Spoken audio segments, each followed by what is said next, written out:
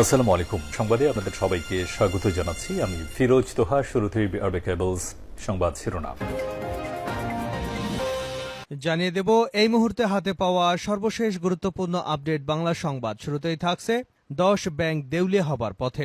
বাংলাদেশ ব্যাংকের গভর্নর আহসান এইস মনসুর বলেছেন, আমরা আশা করি না কোনো ব্যাংক দেউলিয়া হোক, তবে কমপক্ষে 10টা ব্যাংক দেউলিয়া হবার মতো খারাপ অবস্থায় চলে গেছে, তবে সরকার তাদের বাঁচানোর চেষ্টা করছে। বাংলাদেশ ব্যাংকের সমসাময়িক বিষয়ে সাংবাদিকদের সঙ্গে আলাপকালে একথা বলেন গভর্নর।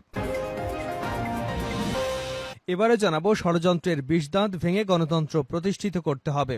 বিএনপির ভারপ্রাপ্ত চেয়ারম্যান তারেক রহমান বলেছেন, জনগণের সরকার প্রতিষ্ঠিত না হওয়া পর্যন্ত বিএনপির আন্দোলন অব্যাহত থাকবে। স্বৈরশাসকের বিদায় হলেও ষড়যন্ত্র এখনো থেমে যায়নি, চলমান আছে। পার্শ্ববর্তী দেশের ফাঁদে পা দিয়ে আমাদের দেশের কিছু রাজনৈতিক দল বিভ্রান্তমূলক কথা বক্তব্য দিয়ে যাচ্ছে।